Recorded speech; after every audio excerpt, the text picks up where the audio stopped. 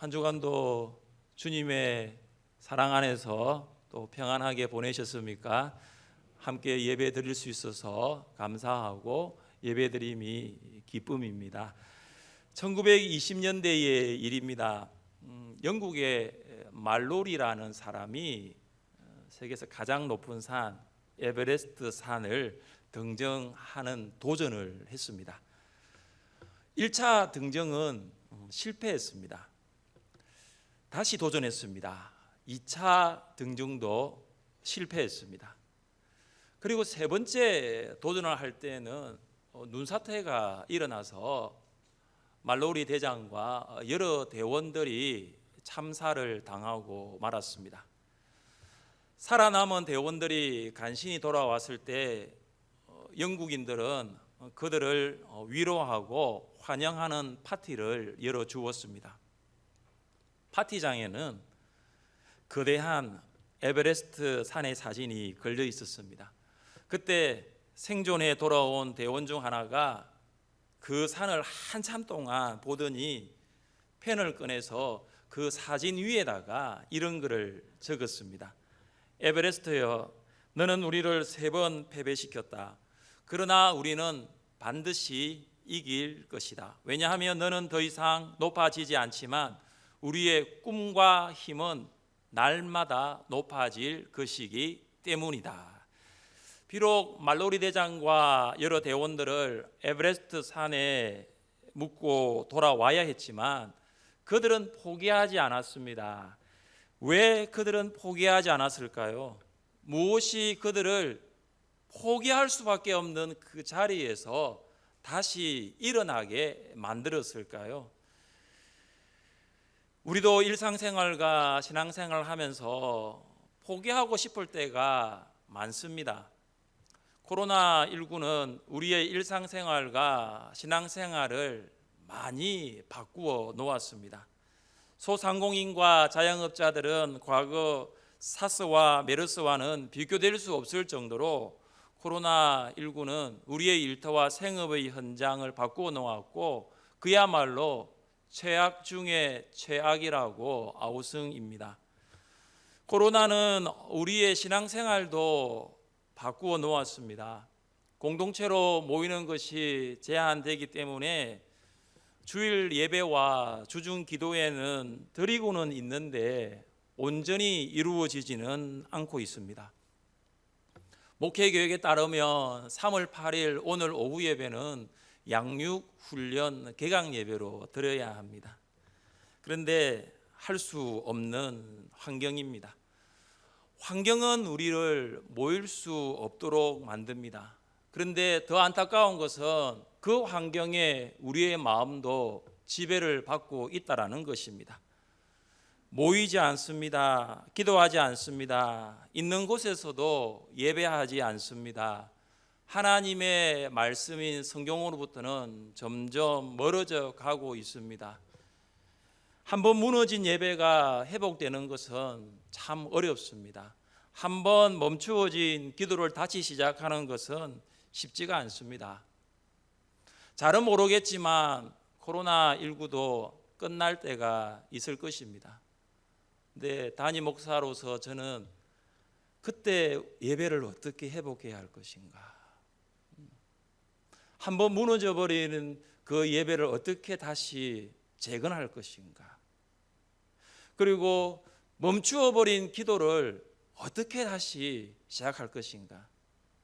여러 가지 복잡한 생각이 많습니다. 일상생활, 신앙생활이 거의 바닥으로 내려가고 있다 해도 틀린 말이 아닐 것입니다. 어떻게 보면 점점 더 끝이 없는 아래로 또 아래로 내려가고 있는 것입니다.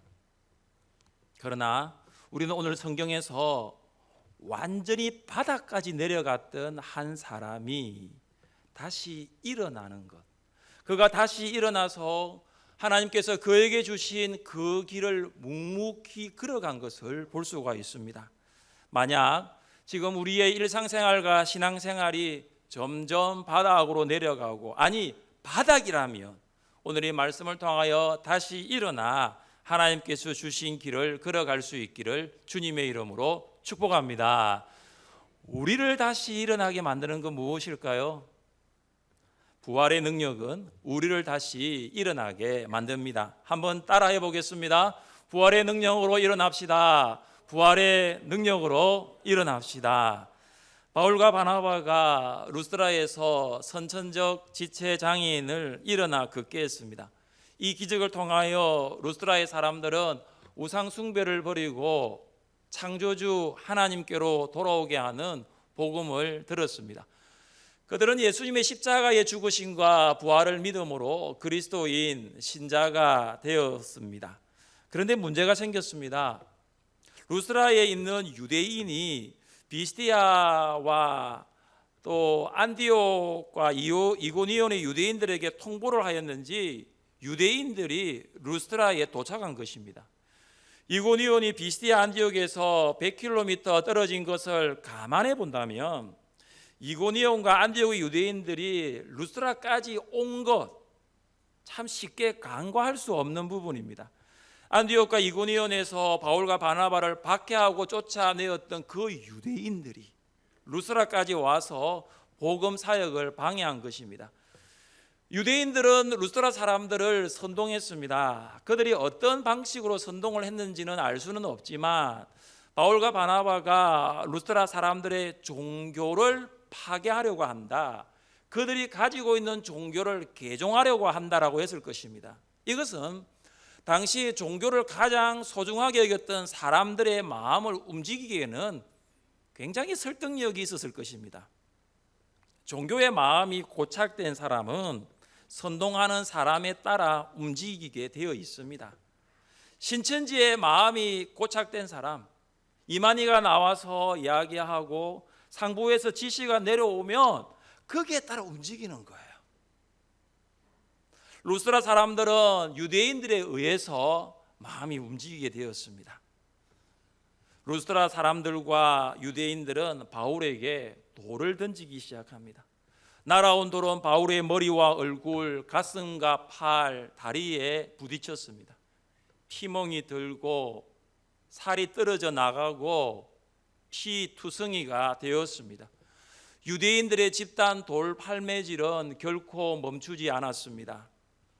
급기야 바울이 바닥에 쓰러졌습니다. 바닥에 쓰러진 바울은 움직일 수 없어 그대로 있었습니다.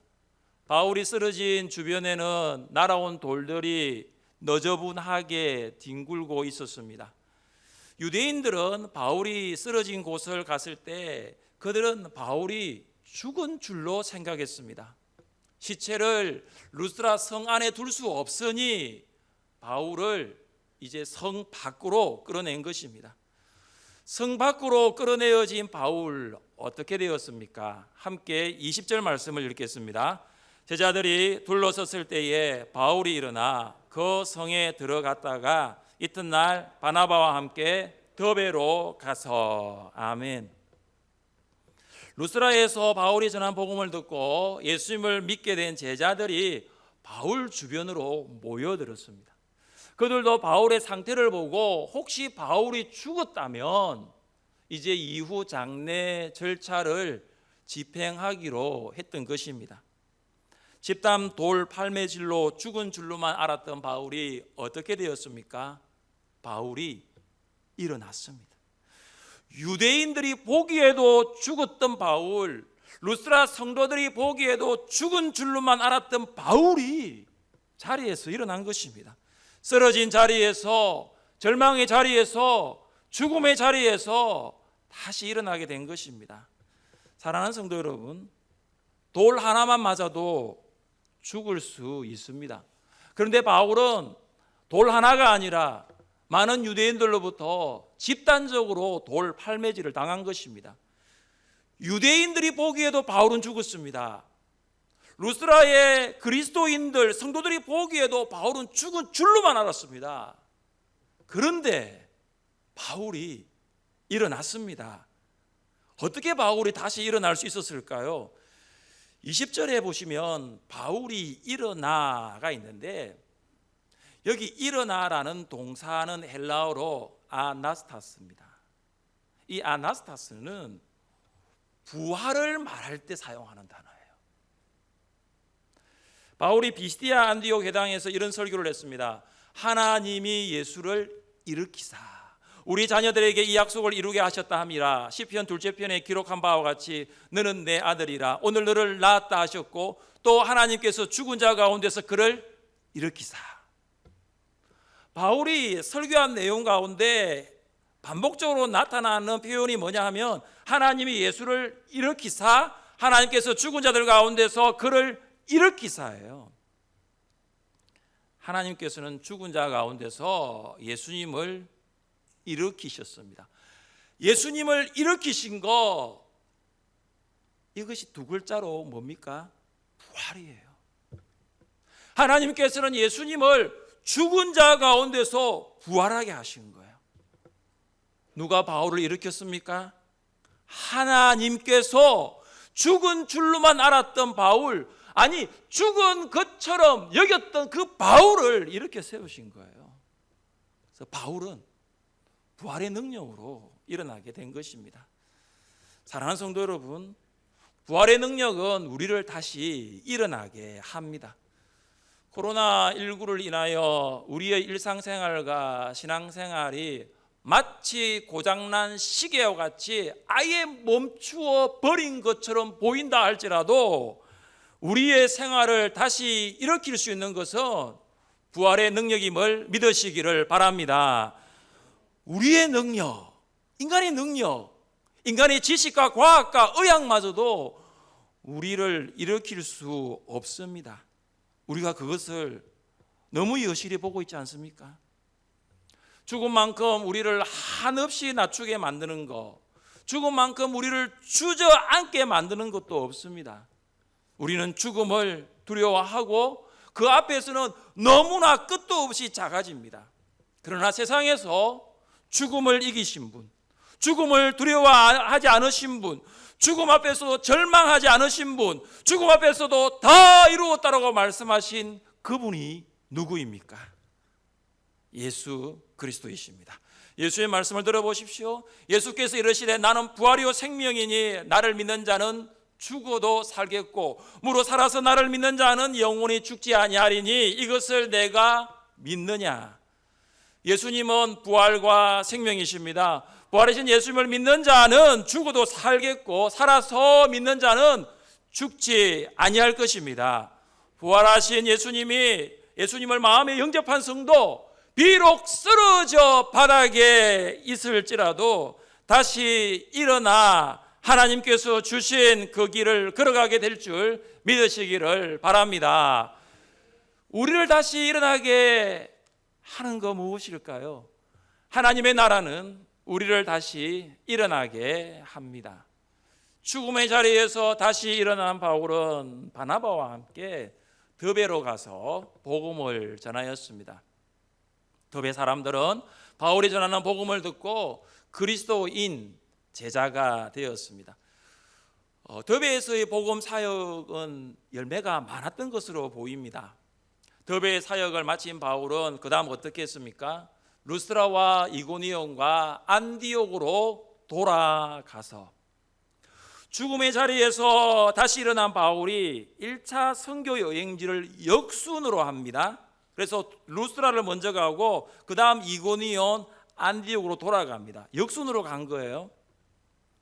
바울에게 있어 루스드라와 이고니온과 안디옥은 어떤 곳입니까? 루스드라는 선천적 지체 장애인을 일어나 걷게 하여 복음을 전한 곳인 동시에 돌에 맞아 죽을 뻔한 곳이었습니다. 아직도 돌에 맞은 상처가 아물지 않았습니다. 여전히 돌에 맞은 상처를 가지고 있습니다. 이고니온과 안디옥은 어떤 곳입니까? 바울과 바나바가 복음을 전했습니다. 그런데 유대인들의 박해로 쫓겨났던 곳입니다. 아직도 루스드라와 이고니온, 안디옥에는 바울과 바나바의 복음 전파를 못마땅하게 여긴 유대인들이 서슬프르게 살아있는 곳입니다. 그런데 왜 바울이 다시 루스드라로 들어갔을까요? 다시 이고니온과 안디옥으로 들어갔을까요? 우리 함께 22절 말씀을 읽어보겠습니다. 제자들의 마음을 굳게 하여 이 믿음에 머물러 있으라 권하고, 또 우리가 하나님의 나라에 들어가려면 많은 환난을 겪어야 할 것이라 하고. 아멘. 바울이 돌에 맞아 죽을 뻔한 그 루스드라에 유대인들에 의하여 쫓겨났던 이고니온과 안디옥에 들어간 이유는 제자들 때문에, 성도들 때문에, 그리스도인 때문에, 말씀으로 그들을 격려하기 위해서, 말씀으로 그들에게 용기를 북돋아 주기 위하여 다시 그 사지로 들어간 거예요. 바울은 성도들에게 두 가지를 격려합니다. 하나는 믿음에 머물러 있어다. 하나는 하나님의 나라에 들어가기까지는 많은 환난을 겪어야 할 것이다. 이 두 가지 메시지예요. 그런데 이 두 가지 메시지를 하나로 요약하면 이거예요. 하나님의 나라를 소망하라는 거예요. 하나님의 나라는 분명히 있는데 하나님의 나라에 들어가기까지는 많은 어려움이 있을 것이다. 환난이 있을 것이다. 그런데 그 환난 두려워하지 말라는 거죠. 그 환난은 믿음에 머물러 있으면 이길 수 있다는 거예요. 믿음에 머물러 있으면 그 환난은 극복될 수 있다는 거예요. 여러분, 코로나19는 두려움의 대상이 아니에요. 극복할 수 있는 거예요. 하나님이 주시는 그 믿음으로 극복할 수 있는 거예요. 바울과 바나바를 박해하고 쫓아내고 바울에게 돌을 던져 죽이려고 했던 유대인들이 지금 성도들과 함께 있는 거예요. 바울은 나를 공격했던 유대인들, 루스드라와 이고니온과 안디옥에 있는 성도들도 공격할 수 있다라고 예상했던 거예요. 이제 복음을 듣고 신앙의 뿌리를 조금씩 내리고 있는 성도들, 유대인들로부터 환난을 겪을 것이라는 거 자명한 일인 것입니다.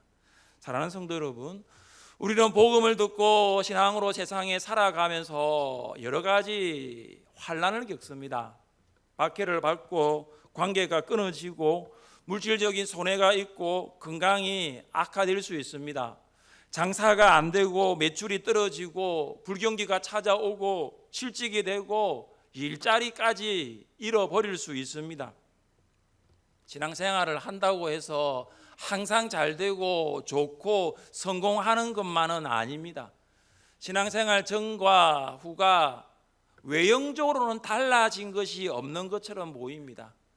전에 살던 집 그대로 살고 있고, 전에 먹었던 거 그대로 먹고 있고, 전에 입었던 옷 그대로 입습니다. 직장이 달라진 것도 아닙니다. 내 자녀가 공부를 잘하는 것도 아닙니다.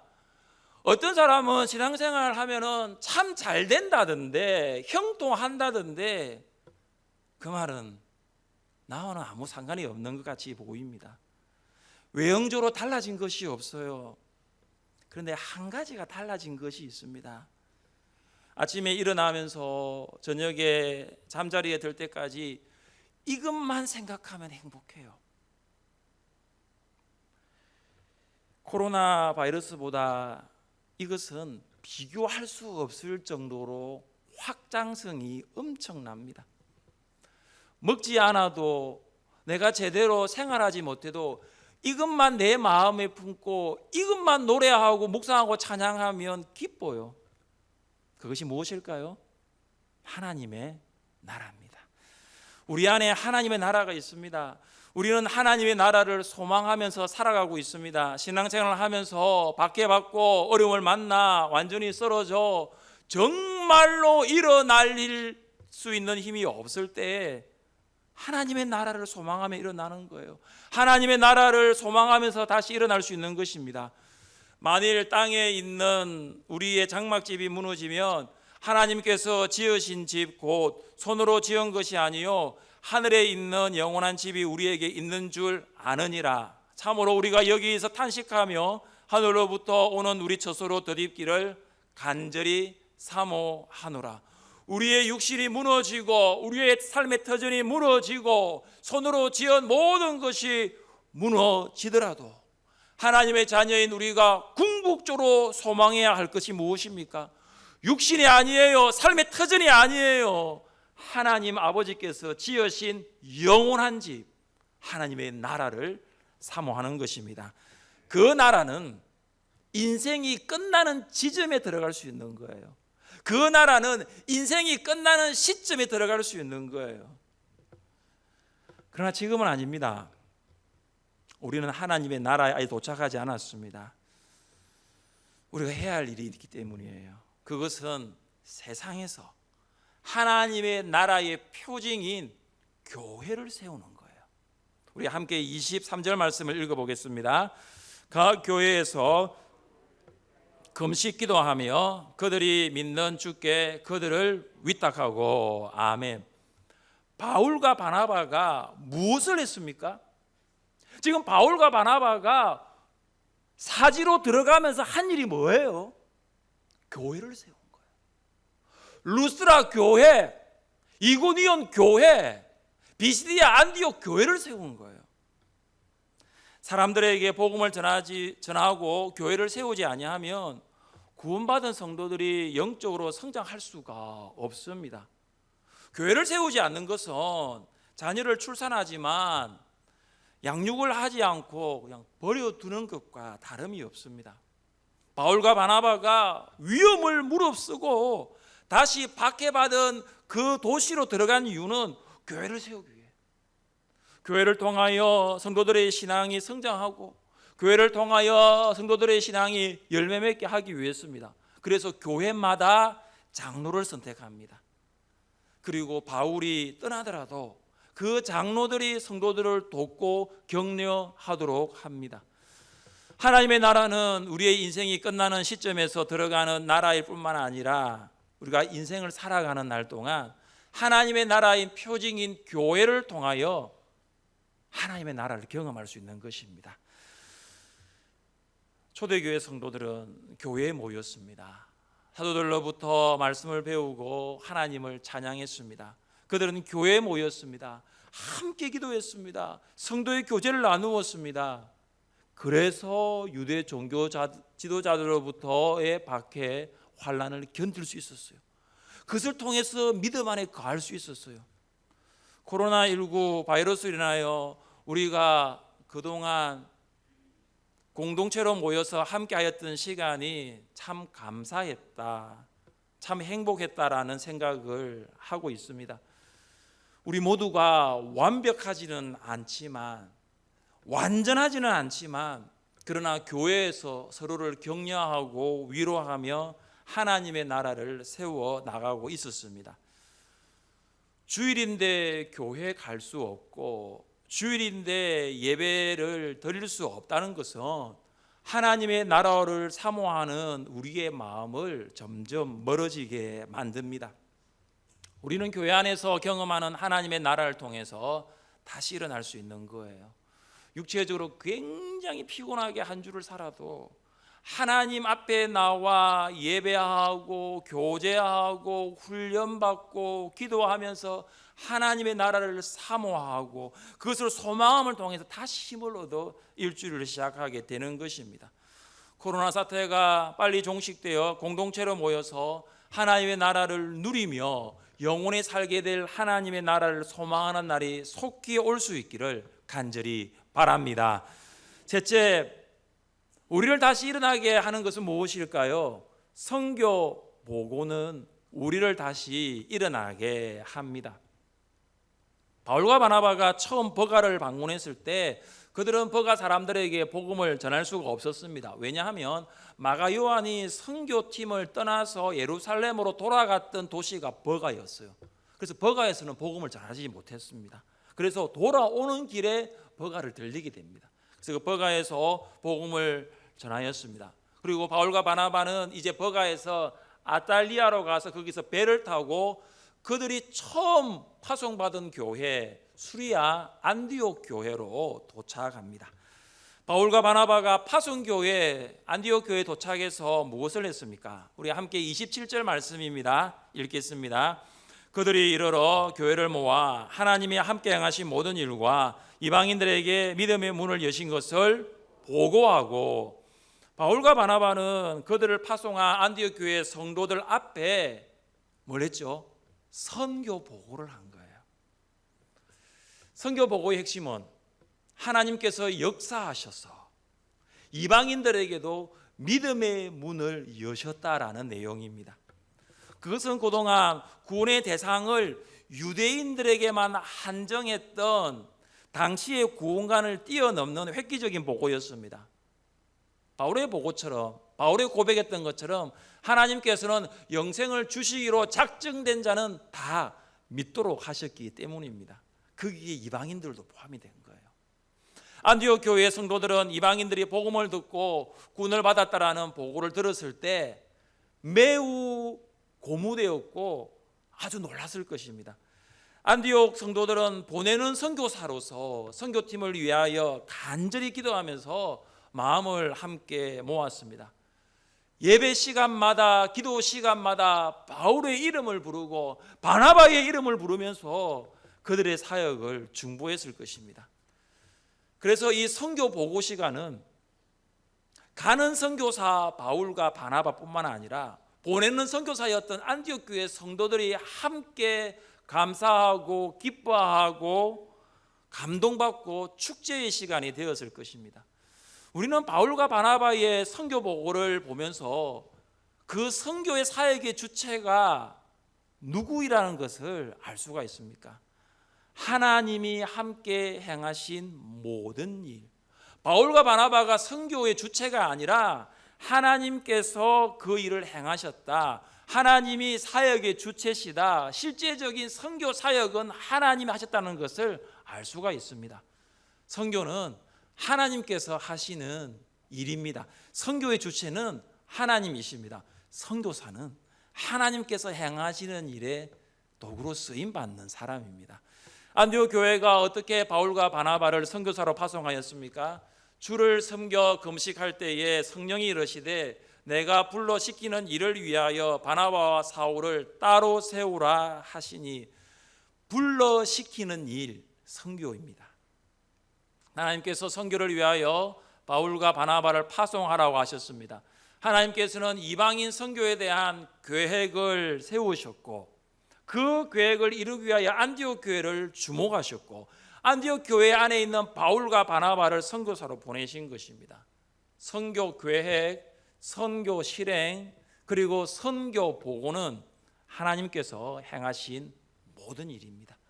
사랑하는 성도 여러분, 선교 보고는 우리를 다시 일어나게 합니다. 선교 보고는 하나님께서 행하신 일을 귀로 듣고 눈으로 보고 마음으로 감동받는 시간입니다.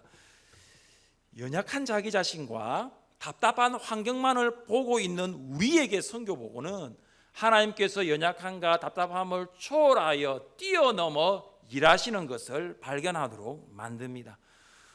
선교 현장은 우리 환경보다 더 열악해요. 선교 현장은 우리가 살고 있는 상황보다 더 어려워요. 그 어렵고 열악한 선교 현장 가운데서 하나님이 일하시는 것을 볼 때 지금 내 삶에도 일하실 수 있다는 거예요. 지금 우리의 삶 속에서도 일하시고 계신 하나님을 바라보게 하는 것입니다. 그래서 선교 보고는 우리를 실패와 절망의 자리, 그 연약함과 그 답답함의 자리에서 일어나도록 만드는 것입니다. 선교 보고를 보고 듣는 간접적인 경험만으로도 이런 놀라운 경험을 할 수 있습니다. 그런데 하나님께서 행하시는 일을 직접 볼 수 있다면, 그것을 들을 수 있다면, 그것을 직접 경험할 수 있다면 정말로 하나님을 더 깊게, 더 친밀하게 경험하게 될 것입니다. 이번 여름 미얀마 선교 여행이 계획되어 있습니다. 여러분이 그 현장에 가셔서 하나님의 행하시는 일, 그것을 보고 듣고 경험하기를 원합니다. 그곳에서 하나님께서 행하시는 놀라운 일들이 펼쳐지게 될 것입니다. 오늘 설교 서론에서 영국의 말로리의 에베레스트 산 도전에 대하여 말씀드렸습니다. 비록 말로리는 실패하였지만 영국은 계속적으로 원정대를 파견했습니다. 1933년 4차 원정대 파견, 결과는 실패였습니다. 1935년 5차 원정대 파견 또한 실패였습니다. 시간이 흘러 1953년 9차 원정대를 5월 26일에 파견했습니다. 1953년 5월 29일 오전 11시 30분 드디어 에베레스트 초등에 성공했습니다. 1921년부터 줄기차게 에베레스트에 9번 도전한 영국은 이로써 세계 최고봉 에베레스트 초등국이라는 최고의 영예를 안게 되었습니다. 9번 도전했어요. 그 도전을 가능하게 만들었던 이유가 있습니다. 말로리 대장이 남긴 명언이에요. 그가 이런 명언을 내렸거든요. 산은 거기서 산을 오른다. 사랑하는 성도 여러분, 일상생활과 신앙생활이 바닥입니까? 정말로 힘든 일주일의 삶을 사셨습니까? 그 바닥에서 다시 일어날 수 있다는 것을 기억하십시오. 코로나 바이러스가 우리를 생활과 신앙에 움츠러들게 만들어도 부활의 능력, 부활하신 예수님이 내 안에 주인으로 거하고 계신 것을 내가 믿으면 그 부활의 능력으로 일어날 수 있습니다.